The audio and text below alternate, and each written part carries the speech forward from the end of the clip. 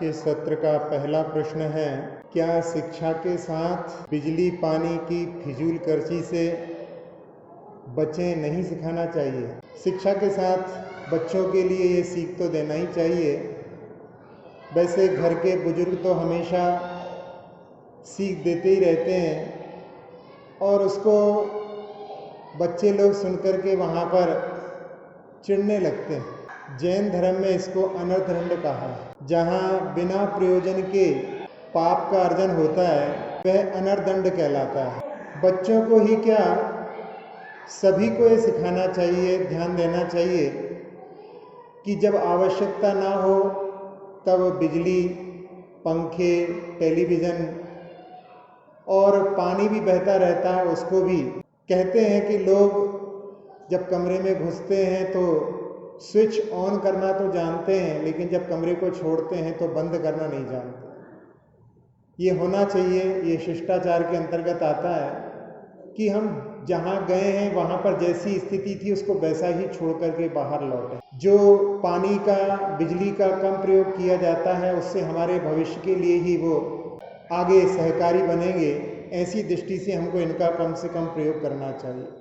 और जो बिजली बड़े शहरों में कम प्रयोग करते हैं वही छोटे छोटे गांव तक पहुंचती है। इसके माध्यम से हम दूसरों के लिए भी जो है सहयोग प्रदान कर सकते हैं। एक व्यक्ति इंटरव्यू देने के लिए गया, वहाँ पर एक गार्डन था, उसके अंदर एक बिल्डिंग थी।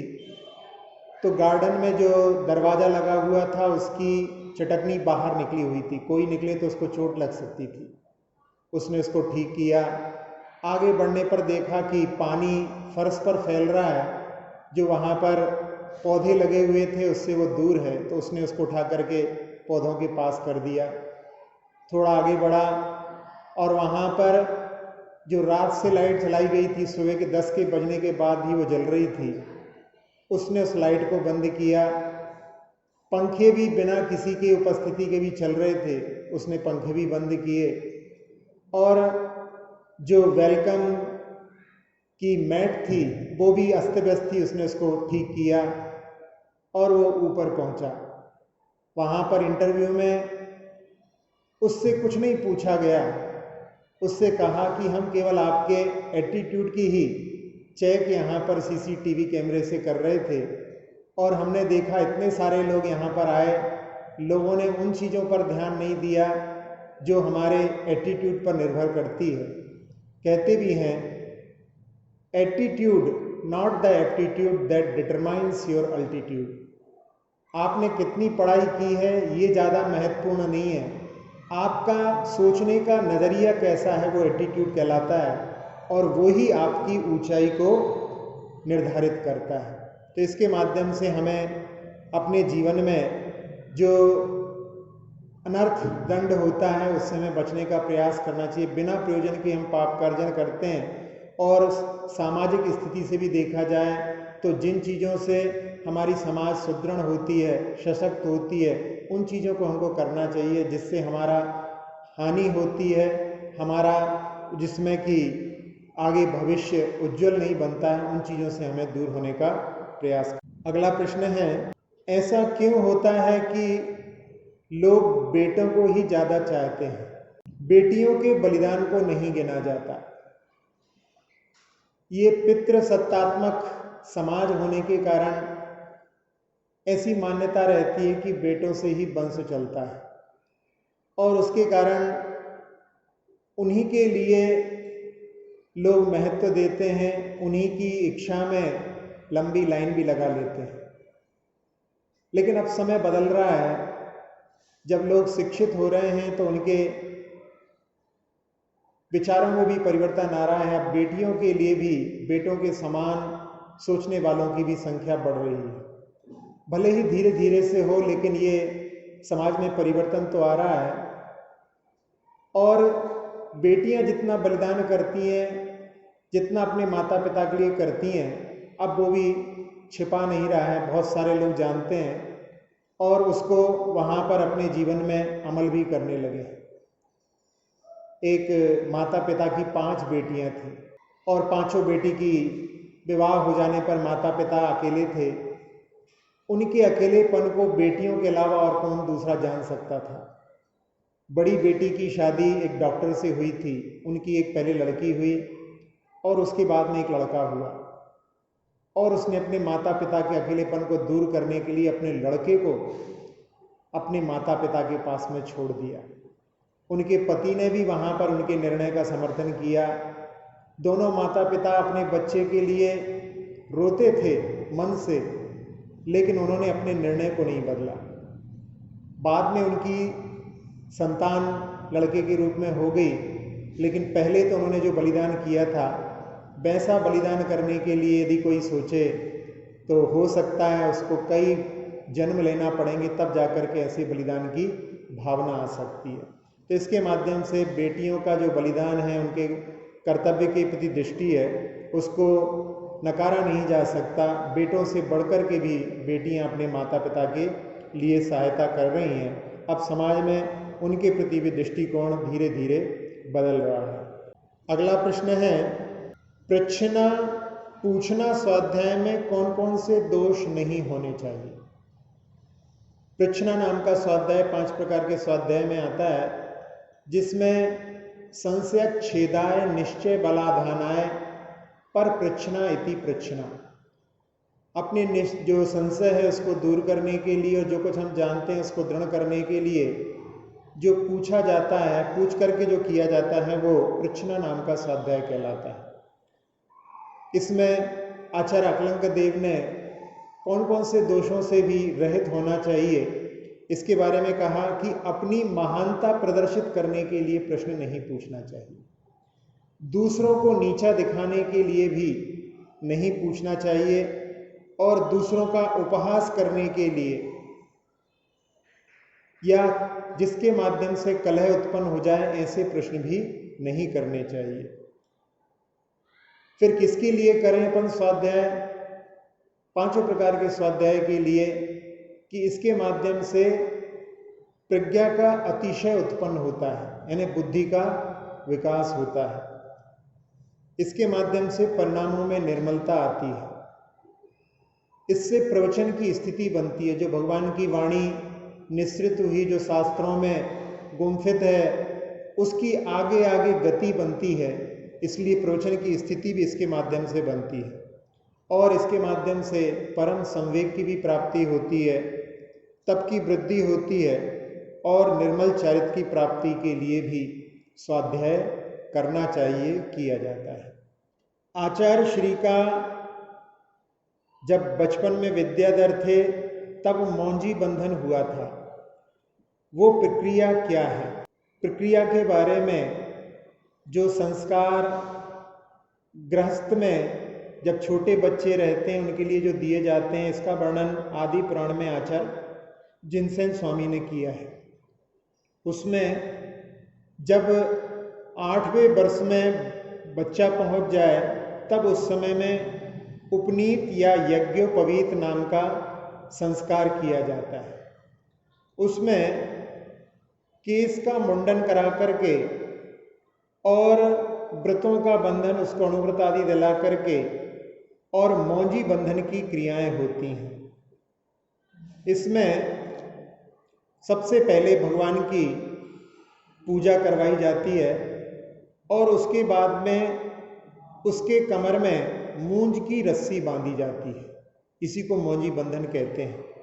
और चोटी रखाते हुए फिर बाद में उसके मुंडन के बाद में सफ़ेद धोती दुपट्टा पहनाकर और वृत्त के चिन्ह स्वरूप यज्ञोपवीत उस समय उस बालक को पहनाया जाता है, और उस समय में उसको ब्रह्मचारी कह करके पुकारते हैं।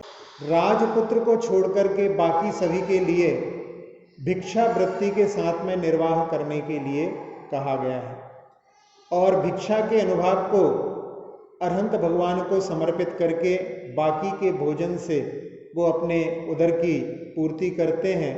इस प्रकार से यह उपनीति नाम की क्रिया होती है।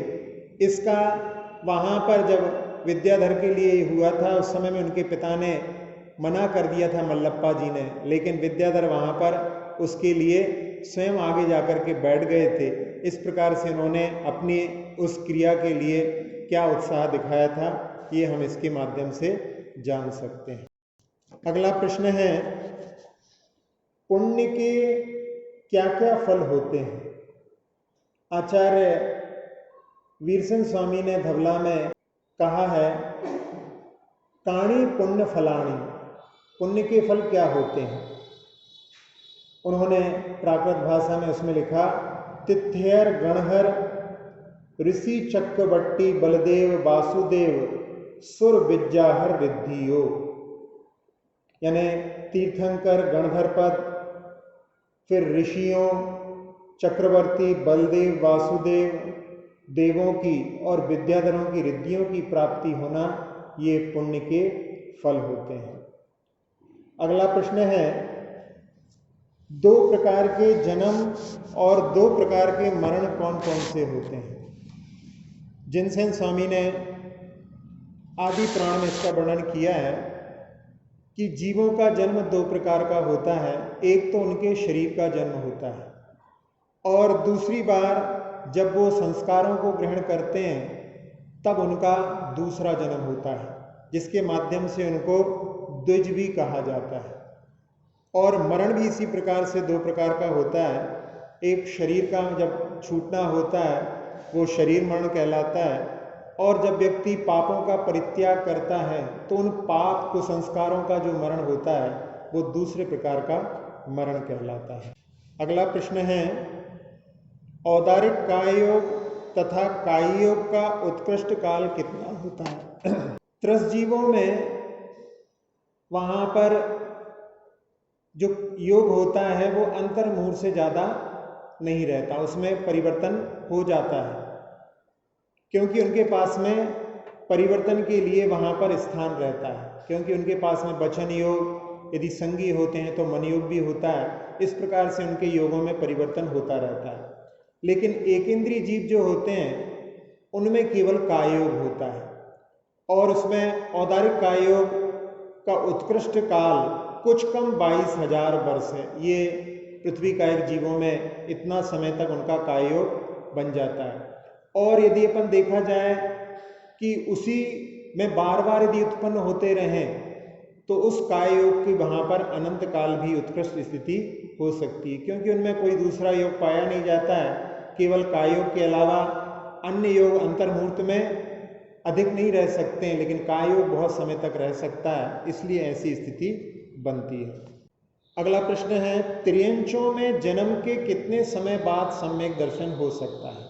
मनुष्यों के बारे में बताते हैं कि 8 वर्ष अंतर्मुहूर्त के बाद में उनको सम्यक दर्शन हो सकता है, लेकिन त्रियंचों के बारे में अपन देखें तो वहाँ पर देवकुरु और उत्तर कुरु में, यानी भोग भूमि में, जो उत्तम भोग भूमि है, वहाँ पर जो उत्पन्न सादी मिथ्या दृष्टि हैं, 28 प्रकृति वाले जीव जन्म लेकर के मुहूर्त पृथक में क्षयोपम सम्यक दर्शन प्राप्त कर सकते हैं, क्योंकि उन्होंने पहले ही प्रथमोपम कर चुके हैं पूर्व भाव में। इसके माध्यम से उनके पास में 3 टुकड़े मिथ्यात्व के हो चुके हैं, तो वहाँ पर वो केवल मुहूर्त पृथक, तो ये पृथक संज्ञा 3 से लेकर 9 तक के बीच की संख्या पृथक तो कहलाती है। इतने मुहूर्त में ही वो क्षयोपम सम्यक दर्शन प्राप्त कर सकते हैं।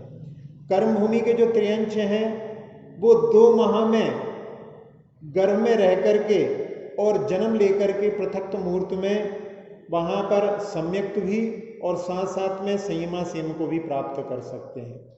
समूर्छन त्रियंच उपसम सम्यक दर्शन प्राप्त नहीं कर सकते। समूर्छन जो होते हैं, जिन्होंने पूर्व में यदि मिथ्यात्व के टुकड़े कर लिए हैं तो वो क्षयोपम सम्यक दर्शन प्राप्त कर सकते हैं। मत्स्य, कछुआ, मेंढक आदि समूर्छन शनि पंचेंद्रिय जो जीव होते हैं, ऐसे पर्याप्त त्रियंचों के केवल मात्र वेदक या क्षयोपम सम्यक ही हो सकता है, और वह पर्याप्त होकर 3 अंतर मुहूर्त बाद संयमा संयम को भी प्राप्त करके और 3 अंतर मुहूर्त कम 1 करोड़ पूर्व तक, यानी उनकी पूर्व कोटि की आयु होती है, तो उसमें 3 अंतर मुहूर्त में उसको प्राप्त करने में लगा 5वें गुण स्थान को, इतने समय तक वो पंचम गुण स्थान का भी पालन कर सकते हैं।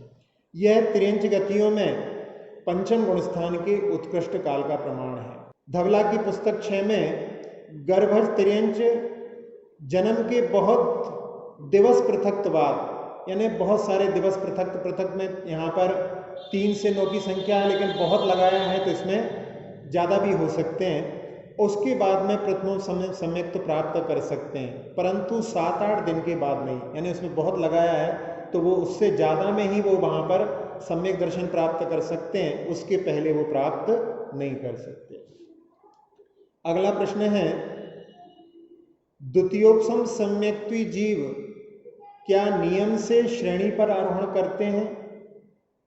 द्वितीयोपसम सम्यक तो वही जीव प्राप्त करते हैं जिनको कि श्रेणी पर आरोहण करना होता है, और उस समय में जो मुनिराज चौथे से 7वें गुणस्थान के बीच में कहीं पर भी इस द्वितीयोपसम सम्यक को प्राप्त कर लेते हैं, और उसके बाद में नियम से वो उपसम श्रेणी पर आरोहण करते हैं, क्योंकि द्वितीयोपसम सम्यक के माध्यम से उपसम श्रेणी पर ही आरोहण किया जा सकता है। अगला प्रश्न है, वेदक सम्यक्त से पूर्व कितने करण होते हैं? पहले भी एक बार ये प्रश्न आया था। क्षयोपसम सम्यक्त हो या क्षयोपसम चारित्र हो, या इसमें संयमा संयम भी क्षयोपसम भाव वाला हो, उसमें अधः करण और अपूर्व करण ये 2 ही करण होते हैं। अनिवृत्तिकरण परिणाम की उसमें आवश्यकता नहीं होती। अनिवृत्तिकरण परिणाम जो होते हैं वो औपसमिक और क्षयिक भाव के पूर्वी होते हैं। अनंतानुबंधी की विसंयोजना के पूर्व भी वहाँ पर अनिवृत्तिकरण परिणामों की आवश्यकता होती है। यदि कोई क्षयपसमिक सम्यक्ति जीव मिथ्यात्व में पहुँच करके और तुरंत वापस आ जाए, तब उस समय में उसके लिए एक भी कर्ण की आवश्यकता नहीं होती।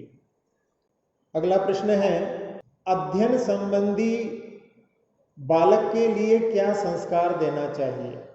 आदि पुराण में 5वें वर्ष में बालक के लिए सर्वप्रथम अक्षरों को दर्शन करने के लिए बतलाया है। आजकल तो 1 साल के भी नहीं हो पाते और बच्चों के लिए वहाँ पर अध्ययन कराने लगते हैं, और जहाँ पर एडमिशन की इतनी विडंबना हो गई है कि घर में आने के बाद ही बच्चों के एडमिशन के लिए माता पिता प्रयास करने लगते हैं। लेकिन यहाँ पर 5 वर्ष में सबसे पहले अक्षरों का दर्शन कराने के लिए लिपि संख्यान नाम की क्रिया की विधि करना चाहिए। इसमें सबसे पहले अच्छे वैभव के साथ में भगवान की पूजा करने के बाद में जो अध्ययन कराने में कुशल ऐसे वृत्ति श्रावक को ही उस बालक के अध्यापन के लिए नियुक्त करना चाहिए। ऐसा यहाँ पर लिपि संख्यान नाम की क्रिया के अंतर्गत बताया गया है। अगला प्रश्न है, आगम में विवाह के लिए भी कोई क्रिया बताई है क्या? आदि पुराण में ही जिनसे स्वामी ने वैवाहिकी क्रिया बताई है, उसमें सिद्ध भगवान की पूजा करके और एक पवित्र स्थान पर बड़ी विभूति के साथ में सिद्ध भगवान की प्रतिमा के सामने वर वधू का विवाहोत्सव कर सकते हैं। उसमें 7 दिन तक उनको ब्रह्मचर्य व्रत का पालन करना चाहिए और किसी तीर्थ भूमि में विहार करके फिर बड़ी विभूति के साथ में अपने घर में प्रवेश करके अपने गृहस्थ धर्म का प्रारंभ करना चाहिए। अगला प्रश्न है, आप्त किसे कहते हैं? क्या ये परमेश्वर का ही पर्यायवाची है? आदि पुराण में ही जिनसेन स्वामी कहते हैं कि जो रूप, तेज, गुणस्थान, ध्यान, लक्षण, रिद्धि, दान, सुंदरता, विजय, ज्ञान, दृष्टि, शक्ति और सुखामृत में, यानी इन गुणों में चक्रवर्ती और इंद्रादिकों से भी उत्कृष्ट होते हैं, वही आप्त होते हैं, वही सर्वज्ञ होते हैं और समस्त लोक के परमेश्वर होते हैं। इस प्रकार से आप्त और परमेश्वर ये पर्यायवाची ही ठहरते हैं। अगला प्रश्न है, जब प्रतिक्रमण किए जाते हैं तो उनमें कितने कायोत्सर्ग करना चाहिए? प्रतिक्रमण कई प्रकार के होते हैं, जिसमें दिन भर के दोषों के लिए दैव से प्रतिक्रमण किया जाता है।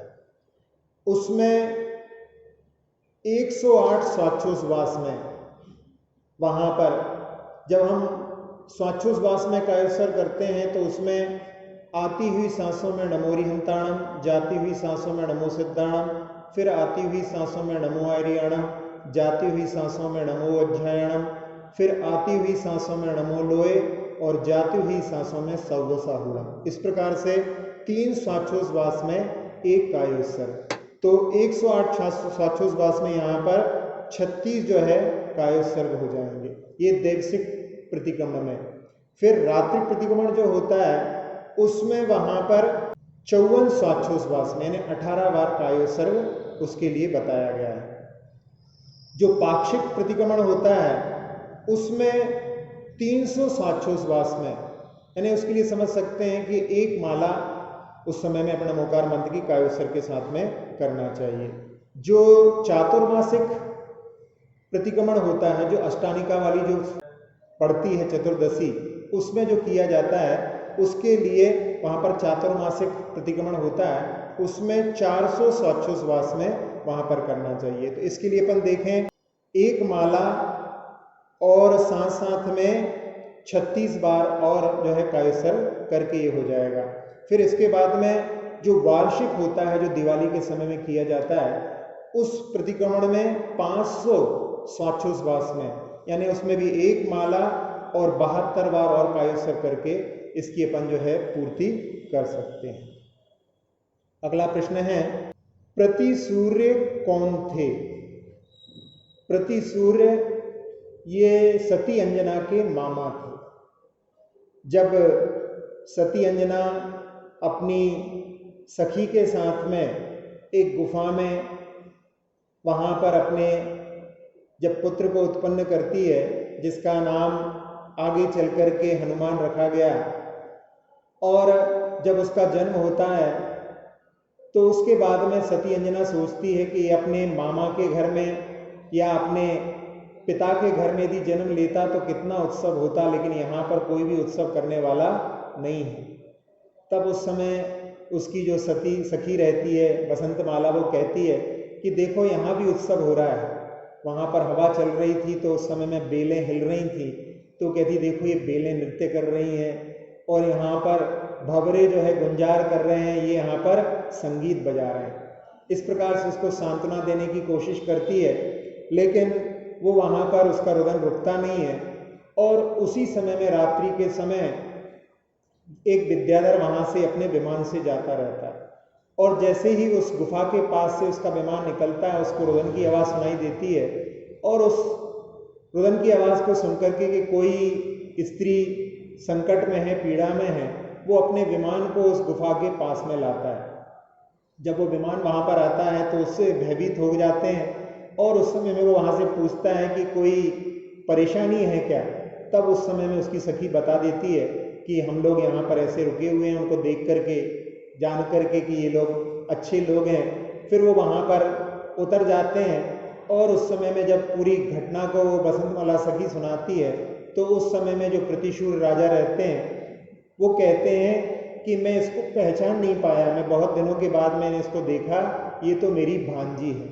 उस समय में वो जब मिलते हैं तो उस समय, और जब कोई निकट वाला मिल जाता है तो और ज़्यादा वहाँ पर उनके करुणा के भाव उत्पन्न हो जाते हैं, और उसका रुदन बढ़ जाता है। फिर धीरे धीरे वो शांत होती है, और उस समय कहते हैं कि यहाँ से तो अच्छा है कि मेरे साथ चलो, हनरूर द्वीप में अपन चल कर के इसका जन्मोत्सव मनाएंगे। और उनके साथ में वहाँ पर एक निमित्त ज्ञान वाला ज्योतिषी भी था, और उस समय में पूछा कि इसका जन्म कब हुआ है, तो सुन करके इन्होंने वहाँ पर अपने ज्योतिष के गणित लगा करके देखा और कहा कि ये तो बहुत ही महान पुत्र इन्होंने जन्म दिया है, ये तो चरम शरीरी है, इसी भव से मुक्ति को प्राप्त करेगा।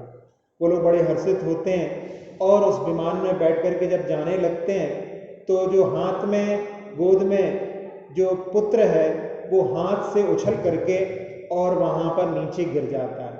और जैसे ही गिरता है तो उस समय में अंजना और बहुत फूट फूट करके रोने लगती है कि पहले मेरे पति जो है बिछुड़ गए, अब मेरा पुत्र भी मरण को प्राप्त हो जाएगा। ऐसे वहाँ पर उसके लगता है कि इतनी ऊपर से गिरने के बाद में कौन बचेगा। और उनका जो मामा है वो नीचे जा कर के देखता है। जब वहाँ पर पहुँचते हैं तो देखते हैं वो बालक बिल्कुल मस्त वहाँ पर अंगूठा चूसते हुए, अपने पैरों को हिलाते हुए, वहाँ पर कोई भी उसके सिकन की भाव नहीं, रुदन के भाव नहीं, वो हर्षित था वहाँ पर।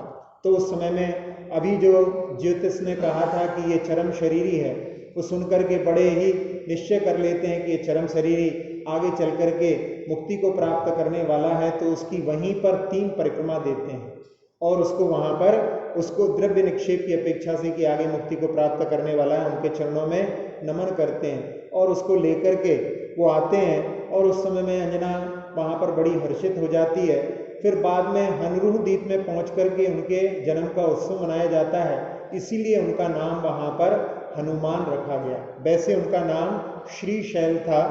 और जब पवनंजय लौट करके आते हैं और उनको ज्ञात होता है कि उनकी पत्नी को घर से निकाल दिया है, वो अपने मित्र के साथ में उसको ढूंढने के लिए जाते हैं। जब कहीं नहीं मिलती तो अपने मित्र से कह देते हैं कि तुम जाओ और घर में खबर दे देना कि अब मैं लौट करके नहीं आऊँगा, अब मैं मृत्यु का वर्ण करूँगा। उस समय में वो घर जाता है, वहाँ पर माता आदि सब रुदन करती हैं और वो अपने सारे विद्याधर मित्रों के लिए खबर भेजते हैं। तो यहाँ पर हनरूह दीपपुर में भी वहाँ पर खबर आ जाती है और वो सभी लोग पवनंजय की खोज में निकलते हैं। फिर उनका जो हाथी रहता है उसको देख करके वो समझ जाते हैं कि यहाँ पर अंबर गोचर हाथी है, तो आसपास में ही कहीं वो होना चाहिए। और वहाँ पर जब पवनंजय से मिलते हैं तो उस समय में वो इतना उदास हो चुका था कि अपने जीवन की आस को बिल्कुल खो चुका था। फिर उस समय में ये प्रतिसूर ही जाकर के उससे कहते हैं कि अंजना बिल्कुल स्वस्थ है, तुम्हारा पुत्र भी बिल्कुल अच्छा है। इस प्रकार से जब उनको ढांढस बताते हैं तब वो वहाँ पर लौट करके उनके साथ में आते हैं और वहीं पर बहुत समय तक रुक करके जब तक कि वो युवावस्था को प्राप्त नहीं होता वहीं पर रहते हैं। इस प्रकार से प्रतिसूर्य का वर्णन जो है पद्म पुराण में आया है। अगला प्रश्न है, देव किसे कहते हैं? देव शब्द का प्रयोग बीतरागी भगवान के लिए भी, जिसमें कि अरहंत और सिद्धों के लिए प्रयोग किया जाता है, और साथ साथ में जो देवगति के संसारी जीव हैं उनके लिए भी प्रयोग होता है। तो कथन के प्रसंग को देख करके देव शब्द का अर्थ निकालना चाहिए। यदि अपन देव शब्द की व्युत्पत्ति देखें तो दिव्यति क्रीडति परमानंदे इति देवः, जो अपने परमानंद में लीन रहते हैं वो देव कहलाते हैं। इस दृष्टि से देखा जाए तो यहाँ पर अरहंत सिद्ध के लिए ही ये प्रयुक्त होगा। दिव्यति कर्माणि जेतुम इच्छति इति देवः, जो अपने कर्मों को जीतने के लिए प्रयास कर रहे हैं, इसमें आचार्य उपाध्याय और साधु भी जो है देव के रूप में स्वीकार किए जा सकते हैं। फिर दिव्यति धर्म व्यवहार विदधाति इति देवा, जो धर्म के स्वरूप का वर्णन करते हैं, इसमें अरहंत भगवान का भी यहाँ पर देव के रूप में अपन जो है प्रयोग देख सकते हैं। दिव्यति लोकालोकम गच्छति जानाति इति देवा, जितनी भी गत्यार्थक जो धातुएं होती हैं वो ज्ञानार्थक भी होती हैं। इस दृष्टि से जो लोकालोक को जानते हैं, अपने ज्ञान के माध्यम से लोकालोक में गए हैं, वो भी देव कहलाते हैं। इसमें भी अरहंत और सिद्धों का वहाँ पर निरूपण हो जाता है। इस प्रकार से जब देवों के बारे में अपन देखते हैं तो वहाँ पर इसमें दोनों में अंतर करके ही अपने लिए देखना चाहिए। यहाँ पर बीतरागी देवी हमारे लिए उपास्य हैं, लेकिन देव शब्द सबके साथ में लगा देने से ऐसा ना हो कि हम केवल ज्ञान आदि नहीं है, आप्तपना नहीं है, जो बीतरागी हितोपदेशी नहीं है, उनके प्रति भी हमारे मन में वहाँ पर आस्था के भाव उत्पन्न ना हो जाएं। इसलिए हमें देव शब्द की व्याख्या को अच्छी तरह से समझने की आवश्यकता है। अगला प्रश्न है, वेदक सम्यक्त्व का उत्कृष्ट काल 132 सागर हो सकता है क्या? वेदक सम्यक्त या क्षयोत्सम सम्यक्त होता है, उसका उत्कृष्ट काल 66 सागर बतलाया है। और 66 सागर के बाद में वो जीव यदि तीसरे गुणस्थान में चला जाए और तीसरे गुणस्थान से पुनः अपनी विशुद्धि के माध्यम से यदि पुनः क्षयोत्सम सम्यक दर्शन वेदक सम्यक को प्राप्त कर ले, तो वो वहाँ पर पुनः 66 सागर तक रह सकता है। इस प्रकार से देखा जाए तो मिथ्यात्व को प्राप्त किए बिना 132 सागर तक वो वहाँ पर रह सकता है। इस दृष्टि से ऐसा नहीं है कि उसमें वेदक सम्यक का काल 132 हो गया। वेदक सम्यक का काल तो 66 सागर ही है, बीच में वो मिथ्यात्व को प्राप्त किए यदि तीसरे गुणस्थान से पुनः प्राप्त कर लेता है तो उसकी अपेक्षा से वो 162 सागर भी मिथ्यात्व के अंतर की अपेक्षा से बन सकता है, ना कि वेदक सम्यक्त का उत्कृष्ट काल 132 सागर होता है, वो तो 66 सागर ही रहता है। अगला प्रश्न है, कृतकृत्य वेदी सम्यक दृष्टि जीव मिथ्यात्व में गिर सकते हैं कि नहीं? कृतकृत्य वेदी कौन कहलाते हैं? जिन्होंने क्षायिक सम्यक्त प्राप्त करने का पुरुषार्थ किया है और करने योग्य कार्य कर लिया है।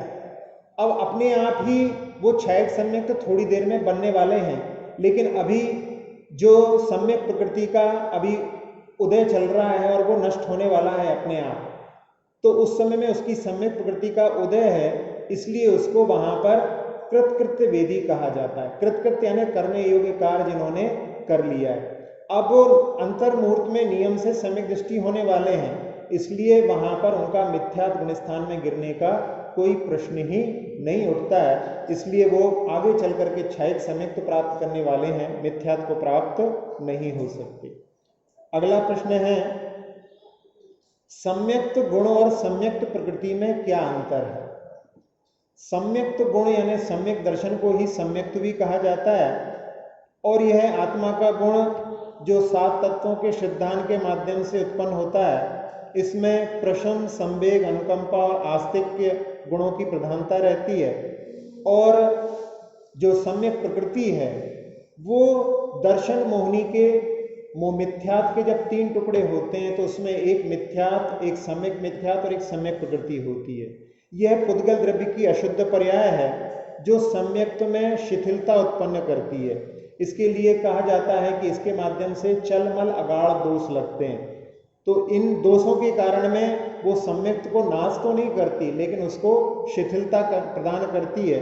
इसलिए सम्यक्त गुण और सम्यक प्रकृति में बहुत अंतर है। क्षायिक सम्यक्त वाले जीव किन किन नरकों में पाए जाते हैं और उनकी संख्या कितनी है? क्षायिक सम्यक्त जीव जो हैं वो नरकों में जा सकते हैं यदि इन्होंने पहले आयु को बांध लिया हो, लेकिन कोई नारकी उसको उत्पन्न नहीं कर सकता। उत्पन्न तो यहाँ पर मनुष्यों में ही होते हैं। यदि क्षायिक सम्यक्त जीव यदि नरकों में जाता है, जैसे कि अभी देखा था अपन ने कृतकृत्य वेदी जिन्होंने क्षायिक सम्यक्त दर्शन प्राप्त करने वाले हैं, वो वहाँ पर यदि जाएंगे तो वो पहले ही नरक में जाते हैं, और इनकी संख्या वहाँ पर असंख्यात है, यानी असंख्यात क्षायिक सम्यक दृष्टि जीव वहाँ पर पहले नरक में होते हैं। और इनकी जघन्य आयु 84,000 वर्ष होती है, और उत्कृष्ट जो होती है वो पल्ले के असंख्यात वे भाग कम 1 सागर प्रमाण होती है क्षायिक सम्यक दृष्टि की। और द्वितीय से सप्तम नरक के नारकियों में क्षायिक सम्यक तो नहीं पाया जाता, क्योंकि क्षायिक सम्यक दृष्टि जीव केवल पहले नरक की तक जाता है, उसके नीचे उत्पन्न नहीं होता। यदि क्षयोत्सम सम्यक दृष्टि वाला जो जीव है यदि वो नरक में जाता है तो उसमें 30 नरक तक जा सकता है, उसमें भी जहाँ तक वो कापोतलेशा रहती है वहीं तक जाता है, और उसमें भी जाते समय में उसका क्षयोत्सम सम्यक दर्शन छूट जाता है। वहाँ पर जाने के बाद में वो यदि तीर्थंकर प्रकृति वाला होता है तो वो उसको पुनः वहाँ पर प्राप्त करा देती है। इस प्रकार से इसके अंतर को भी अपन देख सकते हैं। अगला प्रश्न है, बालक को अध्ययन करने के लिए किस प्रकार की चर्या का वर्णन आगम में मिलता है? बालक को अध्ययन करने के लिए ब्रह्मचर्य व्रत के योग्य कमर, जांग, वक्षस्थल और सिर के चिन्ह को धारण करने वाले इस ब्रह्मचारी बालक की व्रतचर्या नाम की क्रिया का वर्णन महापुराण में आचार्य जिनसेन स्वामी ने किया है। उसमें 3 लड़ वाली मूंज की रस्सी बांधने से कमर का चिन्ह होता है। यह मौंजी बंधन रत्नत्रय की विशुद्धि का अंग कहलाता है। और द्विज यानी जो 2 बार उत्पन्न होते हैं, एक बार उनका शरीर उत्पन्न हुआ, दूसरी बार उन्होंने संस्कार लिए, इसका चिन्ह है। जो एक बार गर्भ से और दूसरी बार क्रिया से इस प्रकार 2 बार उत्पन्न हुआ है, इसलिए इसको द्विजन्मा या द्विज कहते हैं। फिर अत्यंत धुली हुई सफेद धोती उसकी जंघा का चिन्ह है। यह सूचित करती है कि अनंत भगवान का कुल पवित्र और विशाल है। फिर वक्षस्थल पर 7 लड़की यज्ञोपवीत जो 7 परम स्थान का सूचक है, और उसके सिर को चिन्ह जो है वहाँ पर स्वच्छ और उत्कृष्ट मुंडन है जो कि उसके मन वचन काया के मुंडन को बढ़ाने वाला है। इस प्रकार के चिन्हों से जो विशुद्ध है और ब्रह्मचर्य से बड़े हुए भावों के माध्यम से जिसने स्थूल हिंसा आदि का त्याग किया है, अहिंसाणुव्रत आदि को धारण किया है, फिर वो और क्या क्या करता है, क्या क्या नहीं करता उसके बारे में, कि वो वृक्ष की दातों को ना करे, ना पान खाए, ना अंजन लगाए, ना हल्दी आदि यानी उपटन आदि के माध्यम से स्नान करे, केवल शुद्ध जल से स्नान करे, खाट पलंग पर शयन ना करे, दूसरों के शरीर से शरीर ना रगड़े, व्रतों को शुद्ध करने के लिए पृथ्वी पर सोना चाहिए, जब तक विद्या समाप्त ना हो तब तक वह यह विद्याओं को धारण करते हुए, व्रतों को धारण करते हुए रहे, और सबसे पहले गुरु के मुख से श्रावकाचार, फिर विनय पूर्वक अध्यात्म शास्त्र का उसको अध्ययन करना चाहिए। यदि कोई गृहस्थ गृह त्याग करना चाहता है तो किस प्रकार से करे? महापुराण में इसमें आचार्य जिनसेन स्वामी ने कहा है कि सबसे पहले सिद्ध भगवान की पूजन करके अपने समस्त इष्टजनों को बुलाकर उनकी साक्षी में पुत्र के लिए सब कुछ सौंप करके उसको गृह त्याग करना चाहिए। ज्येष्ठ पुत्र से वो वहाँ पर कि हमारे पीछे यह कुलक्रम तुम्हारे पालने के योग्य है, धन के वो 3 हिस्से करके उसको दे करके कहता है कि एक भाग धर्म कार्य में लगाना है, दूसरा अपने खर्च के लिए, और तीसरा भाग भाइयों को बांटने के लिए है। पुत्रों के समान पुत्रियों के लिए भी बराबर भाग देना चाहिए, और बड़े होने से सब संतानों का पालन तुम्हें करना है। शास्त्र, सदाचार, क्रिया, मंत्र और विधि को जानने वाले हो, बिना प्रमाद के देव गुरुओं की पूजा करते हुए अपने कुल धर्म का पालन करके निराकुल होकर के वो वहाँ पर दीक्षा ग्रहण करने के लिए घर को छोड़ करके जाता है। यह गृह त्याग की विधि बतलाई है। अब अपन थोड़ी देर के लिए ध्यान करते हैं। सभी लोग ध्यान की भूमिका में पहुँचने के लिए आसन को लगा करके अपनी कमर को बिल्कुल सीधा रखते हुए एक बार ओम का नाद करेंगे।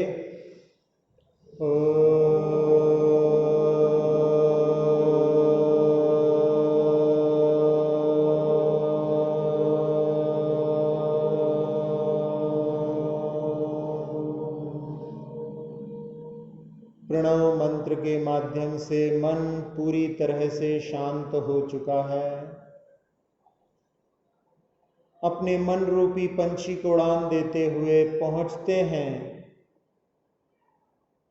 सिरोंजी अतिशय क्षेत्र में, जहां पर अति मनोज्ञ शांतिनाथ भगवान की प्रतिमा, जिनके दर्शन करते ही मन बिल्कुल शांत हो जाता है। उनकी वीतरागता के दर्शन करते करते मन में वैराग्य के भाव उमड़ने लगते हैं। ऐसे शांतिनाथ भगवान की ऊर्जा को आह्वान करने के लिए ओम का नाद एक बार पुनः करेंगे।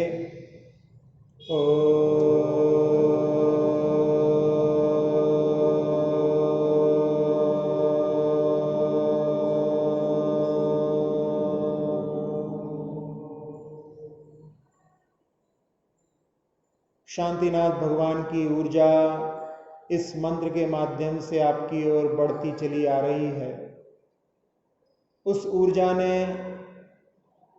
एक सघन पिंड का रूप लेकर के और चांदनी की तरह बरस रही है। ब्रह्मरंध्र सिर के सबसे ऊपरी भाग के माध्यम से मन के सारे विकारों को नष्ट कर नेत्र, नासिका, मुख, कर्ण सबके विकारों को दूर करते हुए, कंठ के विकार, फेफड़ों के विकारों को दूर करके हृदय को एक एक धमनियों को स्वच्छ करते हुए आनंद और आह्लाद से भर दिया है। छोटी आंत, बड़ी आंत, किडनी, लीवर आदि सभी अंतरंग अवयवों को स्वच्छ करते हुए मेरुदंड, पीठ, कमर, कंधे, हाथों में प्रवेश कर रही है, वो टिहनी तक, कलाई तक, उंगली के एक एक पोरे तक पहुंच करके जंघाओं, घुटनों की सारी समस्याओं को दूर करते हुए पिंडलियों, टखनों, एड़ियों, तलवों, अंगूठे सहित सभी उंगलियों को अपने आगोश में लेकर के पूरे शरीर को, पूरे शरीर की त्वचा को, एक एक प्रदेश को निर्विकार, निरामय, निरोगी बना दिया है। जैसा लाभ शांतिनाथ भगवान की ऊर्जा का हमने प्राप्त किया, सारे संसार को मिले इस भावना से उस ऊर्जा को पूरे लोक में फैलते हुए देखें। सुखी रहें सब जीव जगत के, कोई कभी ना घबरावे। सुखी रहें सब जीव जगत के, कोई कभी ना घबरावे। सुखी रहें सब जीव जगत के, कोई कभी ना घबरावे। पूरे संसार में शांति का वातावरण, शांतिनाथ भगवान की छत्र छाया में सारे संसार के प्राणी अपने अपने दुखों से, शोकों से, रोगों से मुक्त हो रहे हैं। पुनः शांतिनाथ भगवान को निहारते हुए अक्षर पद मात्रा से दूषित वचन अगर महीन रहे और प्रमाद कषाय के वश में सम्यक अर्थ गिनीन किए, जिन वाणी माता में सब त्रुटियों को क्षमा करें। दयाशीष दीप्त हम सबको केवल लब्धि रमा मिले। प्राप्त हमें हो बोधि समाधि परिणामों की शुद्धि हो। निज आत्म उपजा हमें शाश्वत सुख की देती हो। चिंतित वस्तु दाती माता, चिंतामणि उपवासाती। करो वंदना पूर्ण विनय से, चरण रसों में जे पाती।